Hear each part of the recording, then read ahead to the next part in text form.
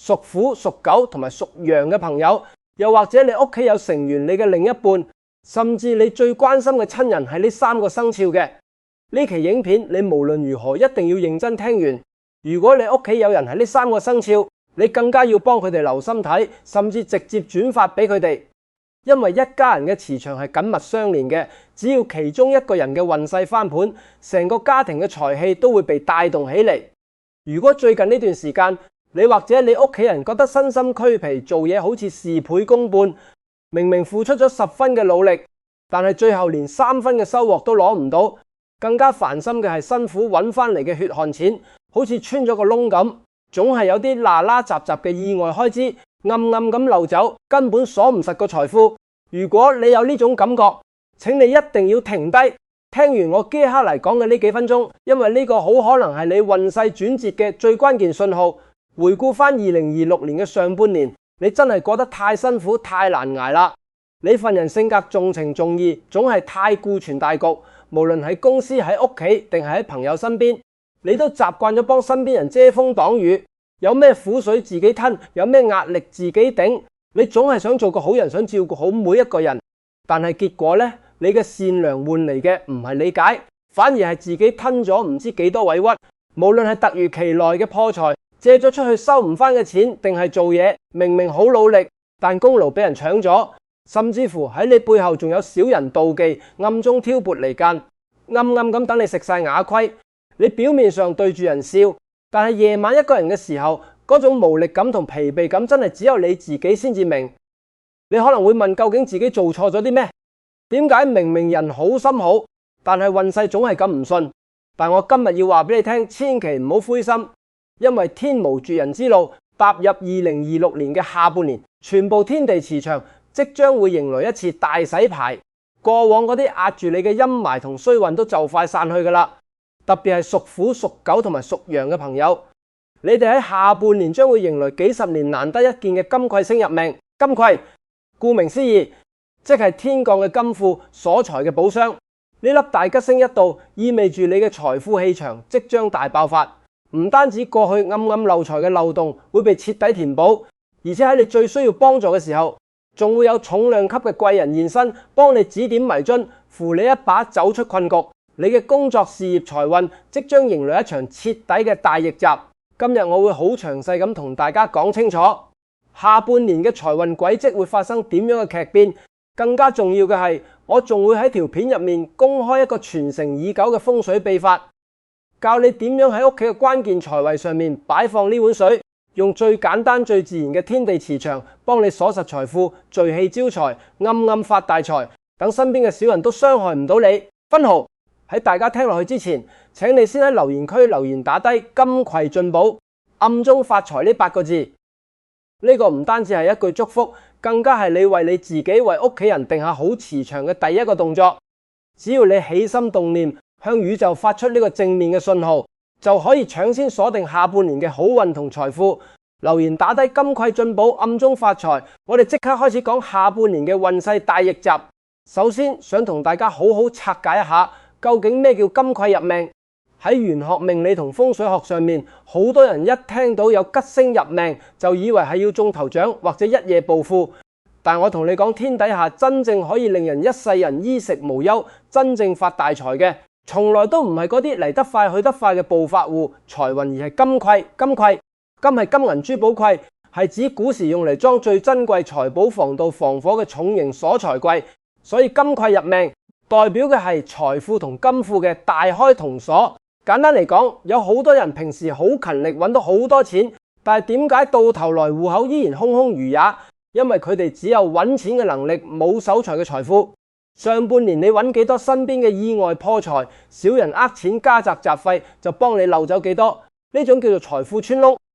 但係一到下半年，只要有金匱星坐鎮你嘅命宮，就等於為你嘅財富裝咗一把最穩陣嘅密碼鎖，唔使你刻意去投機取巧，錢財自然會乖乖留喺你個袋，仲會喺你意想不到嘅地方暗暗幫你積聚起一筆極之龐大嘅暗財。好啦，接下嚟我哋就逐個生肖嚟詳細拆解。第一位迎來虎進金來暗財入庫嘅就係生肖屬虎嘅朋友。屬虎嘅朋友，你哋性格表面上好硬朗、好霸氣，無論遇到幾大嘅困難，喺外人面前永遠係一副撐到底唔認輸嘅強人形象。但係得我自己同你自己最清楚，你表面越堅強，其實內心就越軟弱、越善良。特別係上半年屬虎人真係食咗太多次啞虧。你重情重義，當身邊嘅朋友或者親戚開口向你求助、向你借錢嘅時候，你就算自己手頭好緊，你都寧願縮減自己嘅開支，都要伸出援手。但係結果呢，你嘅好心換嚟嘅係偽善朋友嘅利用。有啲人借咗你嘅錢，過咗期唔單止唔還，仲要當冇事發生，甚至喺背後講你閒話，甚至喺工作或者生意上面利用你嘅信任，暗中搶走你嘅資源同客戶。你表面上好似唔在乎，但係夜晚一個人諗起，真係心寒到極點。不過屬虎嘅朋友，恭喜你踏入下半年，你嘅運勢即將迎來天翻地覆嘅大逆轉。因為下半年你將會得到三合局嘅強力拱照，再加上金匱星嘅親自加持。玄學上有講三合化煞，金匱所財。下半年過去嗰啲黐喺你身上吸血嘅偽善朋友同埋小人，會喺天地磁場嘅轉換下，徹底俾你嘅正氣同吉星力量掃走晒。更加令人興奮嘅係，過去嗰啲你以為已經打水漂追唔翻嚟嘅欠款，或者過去幾年你以為蝕咗冇希望嘅投資，喺下半年將會有神奇嘅機緣，以一種你意想不到嘅方式暗中回流翻嚟你個袋。你唔需要再刻意爭搶，只需要順其自然，你就會發現暗財好似源頭活水一樣，源源不絕咁流入你嘅金匱財富。接下嚟第二位迎來小人遠離貴人送財嘅生肖係生肖屬狗嘅朋友。講到屬狗嘅朋友，我真係要為你哋講一句辛苦啦。屬狗嘅人天生就係最具忠誠度、最重情重義嘅代表，無論對朋友、對家人、對同事，你哋永遠係最靠得住嘅嗰個。但係喺2026年嘅上半年，屬狗嘅人真係過得極之深，累極之煎熬。特別係最近呢幾個月，因為受到命宮中某啲煞星同凶星嘅暗中干擾，你係唔係覺得屋企或者個人生活上面成日無緣無故出現好多意外嘅開支？例如話屋企嘅電器突然間壞咗架車，要大修，身體出現小毛病要睇醫生，或者係突如其來嘅家庭瑣事，要你拎一筆錢出嚟解決。呢啲錢好似細水長流咁，一筆又一筆咁扣走你嘅積蓄，令你有一種無論點樣揾到填補漏洞嘅深深無力感。但係屬狗嘅朋友，請你千祈唔好灰心，更加唔好驚。喺玄學命理學入面，呢種現象叫做大運轉節前嘅震盪與洗牌，就好似天光之前最黑暗嘅一段路一樣。宇宙喺將大財富同大吉運賜俾你之前，往往會用呢種方式幫你清理走過往嘅舊磁場同小人關係。踏入下半年洗牌徹底結束，凶星退位，金匱星聯同貴人星強勢入駐。下半年你嘅正財同偏財將會有如雙龍出海，雙雙入庫。工作上面過去壓制你嘅小人會自食其果，自動遠離。生意或者事業上面會有重量級嘅貴人喺暗中為你牽線搭橋，送財上門。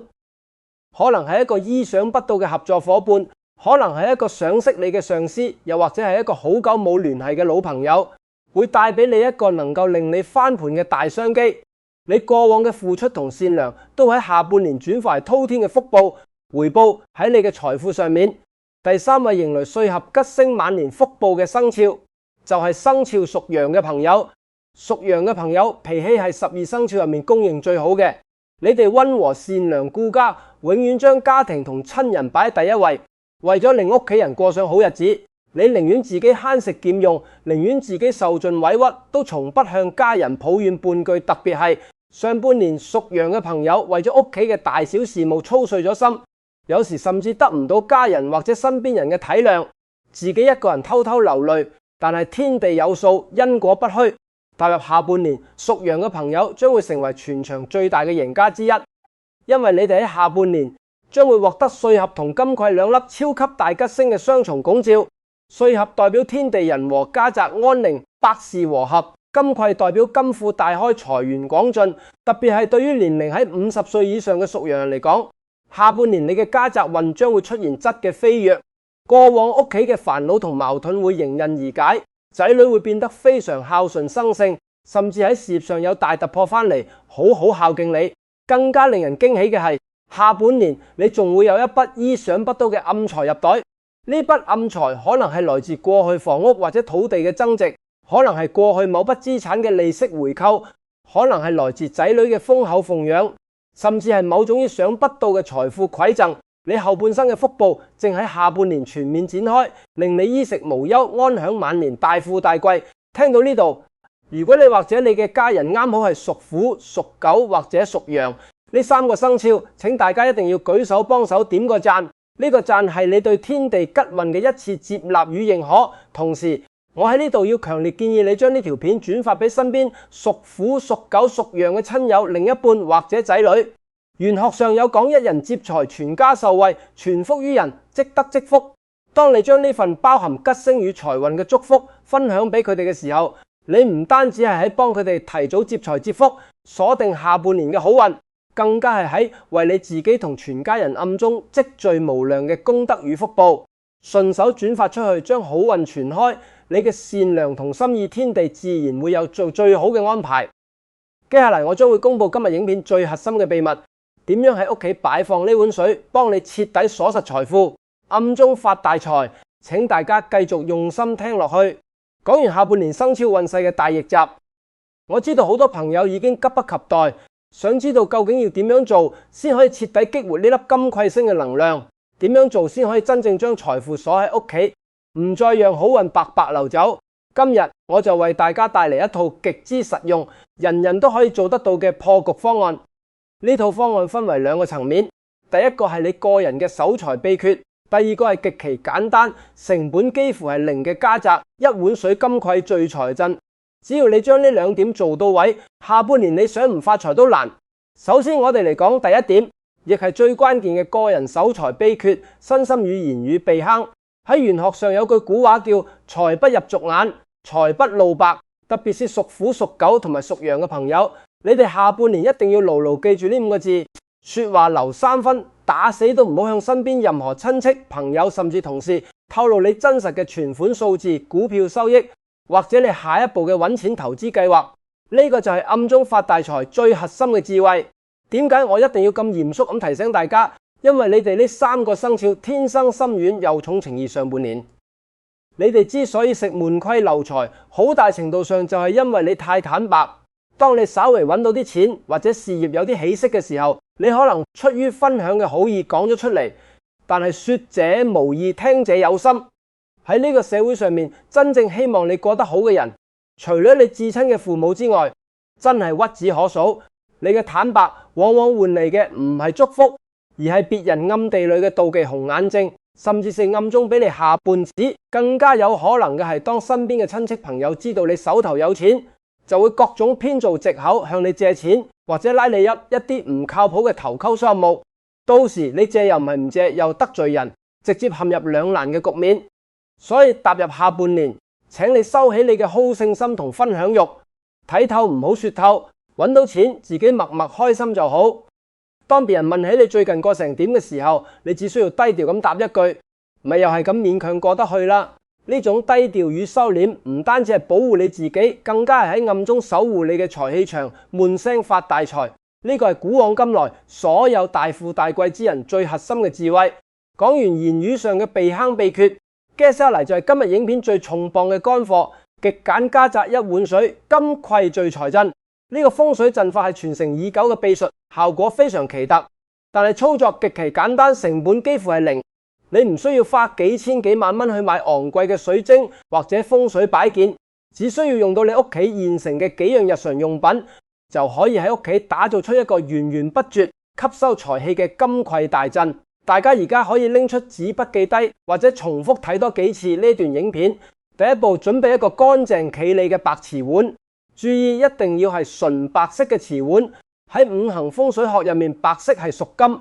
而瓷碗嘅材質係由泥土燒製而成。五行屬土，土能生金，白色又係金嘅本色。呢個白瓷碗本身就具備咗極強嘅土金相生磁場，正正就代表住我哋命理學上面嘅金匱財富。第二步，喺白瓷碗入面倒入8分滿嘅清水。古人講山管人丁，水管財水，喺風水上就係財富嘅象徵。但係點解要8分滿而唔係裝滿呢？因為玄學上最忌諱滿則溢，裝得太滿，財水就會溢出嚟，代表破財；而8分滿唔單止寓意着8與發同音，代表財源滾滾，更加留有餘地，代表你嘅財富庫仲有無限向上增長嘅空間。注意，最好使用乾淨嘅礦泉水或者過濾後嘅清水，象徵着財源純淨無瑕。第三步，喺呢碗清水入面加入少許粗鹽，並且放入6個1元硬幣。呢個步驟極其關鍵。粗鹽喺風水學上面擁有極強嘅淨化與辟邪功效，能夠迅速將你家宅入面積聚嘅雜氣、煞氣以及小人帶嚟嘅負面磁場吸收並化解掉。而6個硬幣喺玄學9宮飛星學入面，6代表住6白武曲財星，係一粒專門催旺偏財、橫財同暗財嘅大吉星。6個硬幣浸泡喺鹽水入面，金水相生，能形成一個強大嘅招財磁場。第四步，擺放位置。呢碗水瓶備好之後，你要將佢擺喺你屋企嘅正西方位，或者擺喺你屋企大門口進門嘅斜對角，亦即係玄學上面講嘅明財位。正西方喺流年飛星上面係極佳嘅金氣方位，而進門斜對角則係家宅藏風聚氣嘅核心樞紐。將呢碗水擺喺呢2個位置，就等於喺你家宅嘅財眼上面安裝咗一部超級吸塵機同鎖財櫃。呢碗水擺好之後，佢會喺暗中為你發揮神奇嘅作用。佢唔單止能幫你快速化解身邊嘅雜氣，同小人阻止錢財暗中漏走，更加能好似磁石一樣，將外面天地間嘅財氣與貴人運源源不絕咁鎖喺你屋企，令你喺2026年嘅下半年真正做到暗中積聚財富，實現家宅與財富嘅雙重逆襲。大家記住，風水之道在於起心動念與知行合一。當你在言語上懂得收斂守財，喺家宅上又佈置咗呢個極其強大嘅一碗水金匱聚財陣，內外兼收，天地人三財合一，你下半年嘅財富磁場就會徹底被激活。古人有一句好有哲理嘅話，叫做水深則流緩，人貴則語遲。越係深不見底嘅江河，表面上越係平靜無波，而真正有大格局、有大福報嘅人，講話做事越係低調沉穩，不急不躁。玄學上面講，正能生慧，正能聚財，真正能夠跟隨你一生，令你家族興旺嘅大財巨財，從來都唔係喺喧囂爭吵入面搶翻嚟嘅，而係喺你內心嘅平靜低調同沉穩入面暗中積聚起嚟嘅。回顧過往你所受過嘅苦難，被小人傷害過嘅委屈，以及上半年所有嘅不如意，其實都係上天俾你嘅一場修煉。正如古人所講，天將降大任於斯人也，必先苦其心志。上天之所以令你經歷磨難，係因為要藉此磨練你嘅心智，幫你洗盡鉛華，令你喺大財大運到來之前，擁有一個能夠承載得住大富貴嘅強大心胸。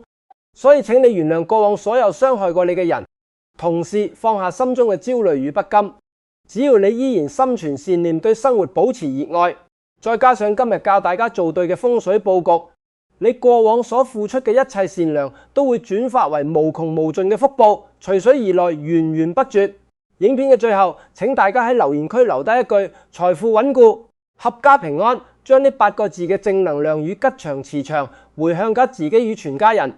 呢個唔單止係為你自己嘅財富鎖上最後一道堅固嘅大門，更加係為你最親愛嘅家人祈求一份一生嘅平安與順遂，功德無量。如果你從意今日嘅影片，覺得對你嘅生活同運勢有所啟發，請記得幫手點讚，並且點擊訂閱我哋嘅頻道文風講生肖。同時千祈唔好忘記點亮旁邊嘅小鈴鐺，開啟全部通知，